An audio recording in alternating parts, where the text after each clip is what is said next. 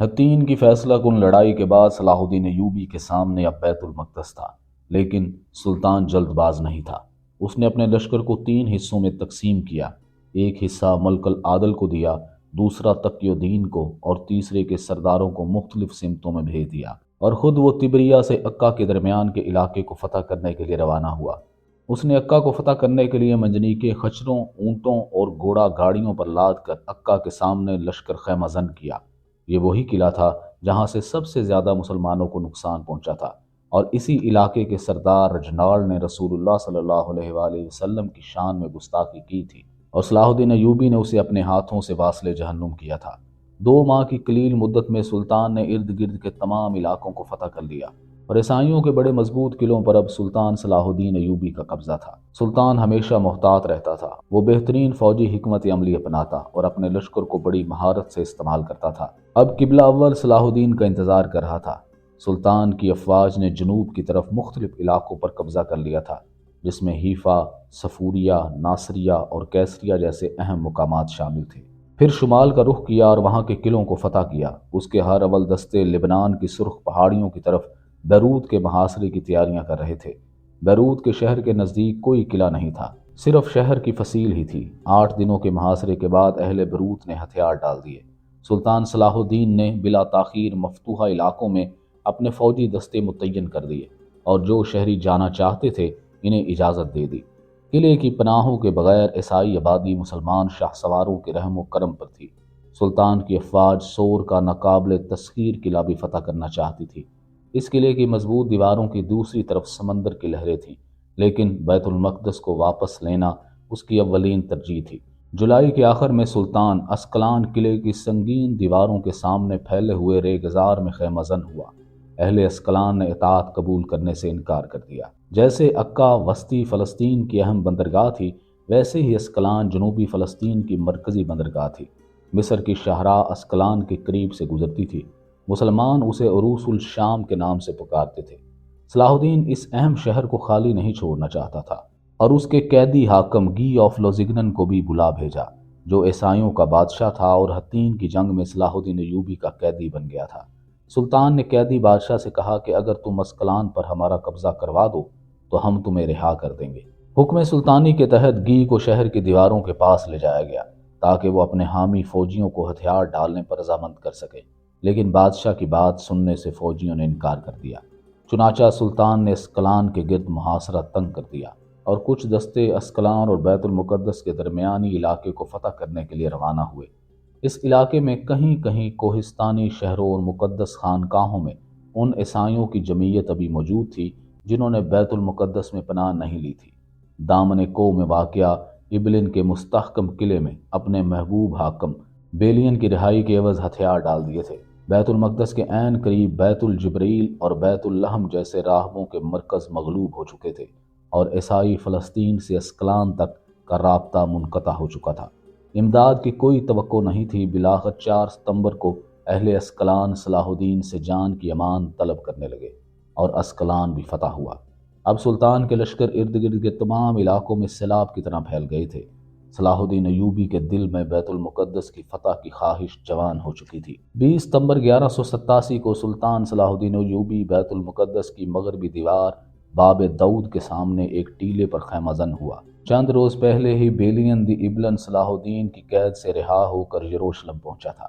حطین کی جنگ میں لڑنے والے سرداروں میں سے صرف وہ اکیلا ہی یروشلم پہنچا تھا۔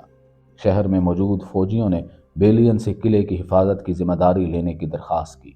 ان بیچاروں نے حطین کا خون اشام میدان نہیں دیکھا تھا۔ وہ نہیں جانتے تھے کہ سلطان نے وہاں ان کے لشکر کو کس طرح نیست و نابود کر دیا ہے۔ یروشلم میں موجود عیسائی ابھی بھی کسی معجزے کے منتظر تھے جو انہیں صلاح الدین ایوبی کی گرفت سے بچا سکے۔ بیلین نے فوج کی کمان سنبھالنے سے انکار کر دیا۔ اس نے انہیں صاف صاف بتا دیا کہ میری حیثیت ایک آزاد کردہ قیدی سے زیادہ کچھ بھی نہیں، اور میں سلطان کے سامنے ہتھیار نہ اٹھانے کا حلف دے کر آزاد ہوا ہوں۔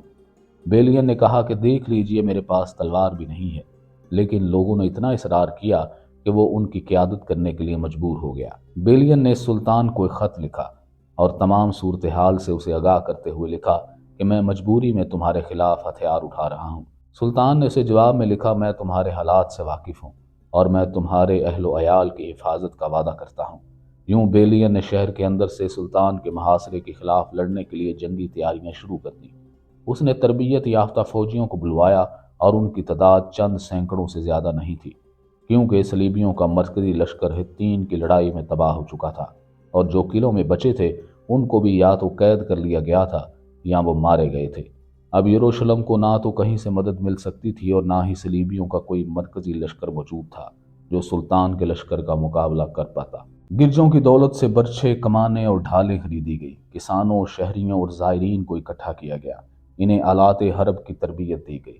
بیلین کو خوب معلوم تھا کہ ایسے آدمیوں کی فوج سے کوئی معجزہ نہیں ہو سکتا اور یروشلم کو بچایا نہیں جا سکتا، جبکہ ایک جری فوج شہر میں داخل ہونے کے لیے بےتاب کھڑی تھی، ایک ایسی فوج جس کا جذبہ ایمانی عروج پر تھا، اور اس نے صلیبیوں کے لشکر کو بدترین شکست دے کر ان کے بادشاہ اور سرداروں کو قید کر لیا تھا۔ صلاح الدین ایوبی اور اس کے سرداروں نے مغربی دیوار کا بغور جائزہ لیا اور وہ اس نتیجے پر پہنچے کہ اس دیوار کو توڑنا آسان نہیں ہوگا۔ چنانچہ انہوں نے فوج کو شہر کے مقابل شمال مشرقی جانب ایک بلند مقام پر منتقل کر دیا۔ دوسری طرف سلطان نے اہل شہر کو پیغام بھیجا کہ شہر تمہارے لیے بھی مقدس ہے اور ہمارے لیے بھی، اس لیے بہتر یہی ہوگا کہ تم ہتھیار ڈال دو اور شہر میرے حوالے کر دو۔ میں یہاں خون خرابہ نہیں چاہتا۔ لیکن عیسائی مر مٹنے کے لیے تیار تھے اور اس امید پر لڑ رہے تھے کہ ضرور کوئی معجزہ رونما ہوگا۔ یروشلم کی غیر تربیت یافتہ فوج کے پاس مورچے توڑنے کے لیے مناسب آلات موجود نہیں تھے۔ وہ سنگ باری کرتے تو ان کے پتھر خندق میں جا گرتے۔ انہوں نے قلعے کی برجیوں پر بے شمار سپاہی اور تیر انداز جمع کیے۔ صلاح الدین کی فوج کے تجربہ کار جنگجو، ترک اور مملوک سرداروں نے اس وقت تک فصیل شہر پر حملہ کرنے کی کوشش نہیں کی جب تک نقب زنوں نے اپنا کام ختم نہ کر لیا۔ نقب زنوں نے دیوار کے نیچے کھدائی کر کے وہاں لکڑیوں کو آگ لگا دی تھی، جس سے دیوار کمزور ہو گئی اور اس کا کافی حصہ گر گیا۔ سلطان کی افواج اس موقع کے منتظر تھی۔ نکارے پر چوٹ پڑی اور طبل کی دھما دھم سے خون کی گردش تیز ہو گئی۔ ایک نعرہ بلند ہوا اور سلطان کے سپاہی شگاف میں گھس گئے۔ نعرہ تکبیر، اللہ اکبر۔ مخالف سمت سے تیروں، بھالوں، پتھروں اور نیزوں کی بچھاڑ تھی۔ سلطان صلاح الدین ایوبی خود حملے کی قیادت کر رہے تھے۔ انہوں نے کہا، جیسے صلیبیوں نے یروشلم چھینا تھا ویسے ہی میں یروشلم کو آزاد کرا کے دم لوں گا۔ آج اس کی یہ بات حقیقت بننے جا رہی تھی۔ سلطان کی فوج کے حملے کو سخت مدافعت کا سامنا تھا۔ بالآخر شام کو سلطان کی افواج مورچوں میں واپس لوٹ آئیں۔ اگلے دن تازہ دم فوجیں پھر اکٹھی ہوئیں۔ بیلین کو خوب معلوم تھا کہ اس شہر کی ٹوٹی ہوئی دیوار کو مسلم افواج پار کر کے شہر میں داخل ہو کر قبضہ کر لیں گی۔ بیلین اور عیسائیوں کا پادری ہرکولیس صلاح الدین کے خیمے میں داخل ہوئے اور اس سے پناہ کی درخواست کی، اور یہ بھی کہ وہ ہتھیار ڈالنے پر رضامند ہیں، ان کی جان بخشی کی جائے۔ سلطان نے ان سے کہا کہ صلیبیوں کی طرف سے 88 سال پہلے ہونے والے قتل عام کا بدلہ لینے کے لیے کیا میں حق بجانب نہیں ہوں؟ بیلین نے کہا، ہاں، مگر ہم آپ سے رحم کی امید رکھتے ہیں۔ سلطان صلاح الدین ایوبی نے فتح مکہ کی طرح رسول اللہ صلی اللہ علیہ وآلہ وسلم کی سنت پر چلتے ہوئے انہیں پناہ دے دی، لیکن صلیبیوں کو فوراً یروشلم چھوڑنے کا حکم دے دیا۔ البتہ انہیں اسلحہ اور ساز و سامان ساتھ لے جانے کی اجازت دے دی۔ نقدی کے سوا وہ ہر چیز لے جا سکتے تھے۔ ایسی رحم دلانہ شرائط بیلین کے خواب و خیال میں بھی نہیں تھی۔ اس نے فوراً شرائط قبول کر لی۔ ان شرائط کی وجہ سے سلطان صلاح الدین ایوبی آج بھی تقریباً 1000 سال گزرنے کے باوجود عیسائی اسے ایک نوبل نائٹ کے نام سے جانتے ہیں۔ اس بات کا اقرار کرتے ہیں کہ سلطان صلاح الدین ایوبی ایک عالی ظرف اور رحم دل جرنیل تھا۔ شرائط طے ہو گئیں۔ سلطان صلاح الدین ایوبی بیت المقدس شریف کے فاتح ٹھہرے۔ ایک طرف عیسائی اس شہر سے نکل رہے تھے اور دوسری طرف مسلمان فوج اس میں داخل ہو رہی تھی، اور یوں 88 سال بعد اللہ کریم کے کرم اور فضل سے مسلمانوں نے صلیبیوں سے اپنا قبلہ اول واپس لے لیا، اور یہ شرف اللہ تعالیٰ نے سلطان صلاح الدین ایوبی کے حصے میں لکھ دیا۔ 2 اکتوبر 1187 کو سلطان صلاح الدین ایوبی کی افواج بیت المقدس شہر میں داخل ہو گئی۔ شہر کے تمام دروازے بند تھے سوائے باب داؤد کے۔ وہاں سے صلیبیوں کا لامتناہی قافلہ نکل رہا تھا۔ ہر مرد 10 اشرفی، ہر عورت 5 اشرفی اور ہر بچے کو 1 اشرفی دے کر اس شہر سے نکل جانے کی اجازت تھی۔ صلاح الدین ایوبی چاہتا تو وہ 88 سال پہلے ہونے والے قتل عام کا بدلہ لے سکتا تھا، لیکن وہ مسلمان تھا، صلیبی نہیں۔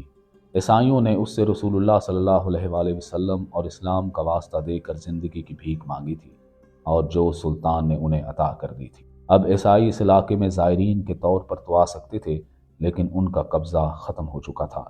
سلطان صلاح الدین ایوبی نے ہزاروں ایسے عیسائیوں کو شہر چھوڑنے کی بھی اجازت دے دی جن کے پاس تاوان دینے کے لیے پیسے موجود نہیں تھے، اور یوں قبلہ اول مسلمانوں کے قبضے میں واپس آ گیا۔